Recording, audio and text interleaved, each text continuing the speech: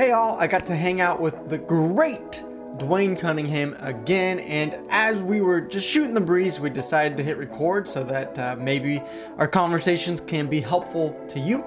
So these are some of the conversations in this series of me and Dwayne, and I hope you guys enjoy it. I hope it's helpful in your Splinterlands journey. All right, so I think the question, maybe it's a hot topic right now, Dwayne, is how are you feeling about Splinterlands and crypto in general? I think we were talking before this video a little bit. SPS prices a little bit down, not crazy down, but a little bit down. DEC a little bit down. Card prices have gone down, depending on which card you're looking at, maybe a couple cents, even up to a couple dollars with some of the new reward cards. I was looking at this morning beta packs because I got gifted one. At one point, I think when I did that video about it, it was like something crazy, like $500. And then I looked today and it was like 150 or something. I don't know. So, yeah, I don't know. How are you feeling about Splinterlands, the market in general? What's your feeling? What's your take?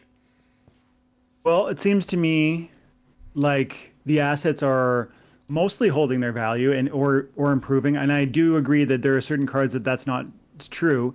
I was looking at the market before we went live here, and I noticed that all of the common cards have gone a bit like 20 to 30% down. Like they're around 13 cents, and they've been 20 cents, or in some cases a little more.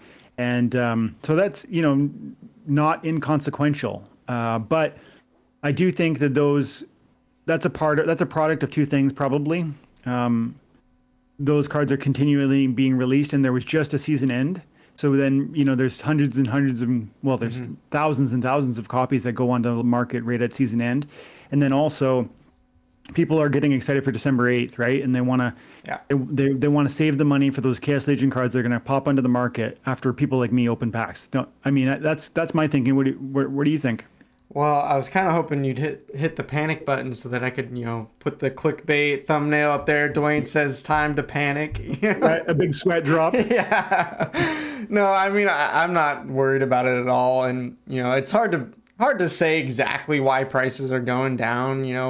Is it Chaos Legion? Is it the reward cards more being printed? Is it, Bitcoin fell under 60K. So, whatever. I don't think it's really that big of a deal right now. And even some assets like land is still up at like $800, and untamed packs are still higher. So I don't think there's anything to necessarily worry about. And I think the only time I ever worry is that if I'm thinking so short term, right? If I'm really worried about what my account is valued this week or this month, and I'm trying to flip cards, or I'm trying to, trade SPS in and out so that I'm getting more and stacking more. I'm not really doing that. I'm just kind of looking more towards what could this be in 2-3 years. So what happens in the months between that, not a big deal to me. And these dips, if anything, is like, hey, I can pick up some more assets. So I'm actually kind of happy with it.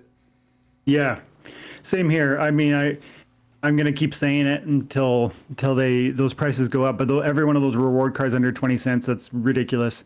And one day we're going to look at those and they're going to be, I don't know, 10x, maybe in some cases 100x. Like it's going to depend how the cards evolve. So some people are going to think I'm just like blowing smoke. I'm just trying to get excitement and FOMO. I've seen it happen where like the genie was like half a penny. The gelatinous cube was a penny. The Onyx Sentinel was 10 cents. The even the Flesh Golem, which everybody knows, one of the most powerful tanks in the game, that thing was like, I'm pretty sure I bought a level, I think level 10 is max, and I believe I bought a level 8, and I'm pretty sure I spent like $50-$60 on it.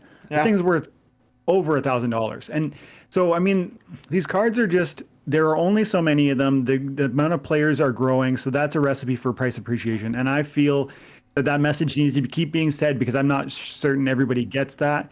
And so I'm like, I'll go in, if I could show you I don't want to cut out of the Discord right now, but if I could show you my account, it's got hundreds of copies of most of those reward cards, the Heatsmith, the Conjurer, the Bandit, all the new ones, because they're practically giving them away.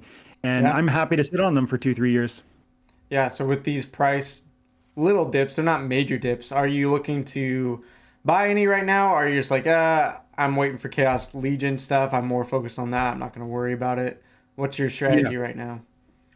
Well, yesterday I did buy. Yesterday I bought probably $400 worth of. Hang on, how much? It's 40,000 DEC worth of cards, and so 400 ish, Yeah. and it was almost exclusively those cards, those cheap ones. Like I bought about 100 copies of the Crystal Smith, Mm. and I bought 4 gold copies of the Crystal Smith, which were roughly $25 each. And that to me is one of those cards that it's just a slam dunk. That thing's a layup, actually. It's like it's so easy. Just it's right there. Go pick it up, and then thank yourself in the future. Because it's like not, it's like $1 or 80 cents or Right. something per BCX, but it's the only healer for the white team that has tank heal at level 1. There is no other monster on that team that has tank heal at that level. If you play in silver, if you play in bronze, that's most people, by the way. You need that card, period.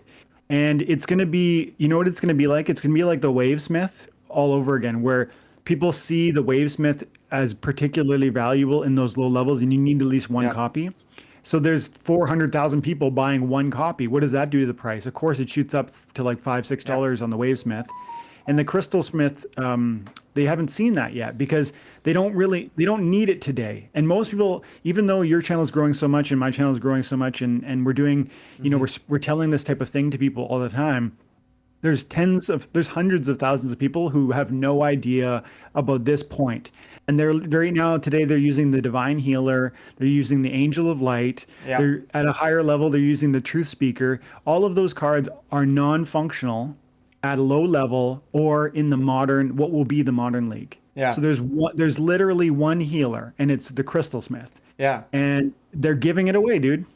Yeah. It's interesting to think through the strategy of, am I buying cards for the potential modern format coming up or the wild format? And yeah, I think it's super smart to start thinking about which cards aren't you going to be able to use in the modern format, because you're right, no divine healer on the life team. You have to have a healer. I mean, that's the whole point of the life team, I feel like, for the most part. And so, yeah, I think Crystal Smith, those types of cards where, it might seem like, oh, there's already a card like that because of the, beta, alpha, all those cards. But if they're removed, and especially removed from the starter deck, Divine Healer gets removed from the starter deck, not only will you not have a healer in the modern format, you could potentially don't have one for the wild format if you don't own a Divine Healer or renting it. So, yeah, I think those cards are definitely going to be more valuable once that change happens, whenever, January, February, hopefully. Yeah. And I think there's a number of cards that way. And if people are paying attention to what we're saying right now, I think the point isn't just that the Venari or the Venari Crystal Smith is the single opportunity for you financially here. No, that's not the point. There are dozens of cards, probably, at least dozens of cards that at the right moment in the right way can really can leverage your investment because of either, like you pointed out, beta cards being retired out of what'll be the modern format and retired from the starter pack. And those have implications for the value and price appreciation of certain cards that will need to then be bought because they're super pivotal to have a certain functional deck in the wild format. And it changes so many synergies that you need to, if you can think that through, you're going to see the opportunities around you. Crystal Smith is one of them, but there are others for sure.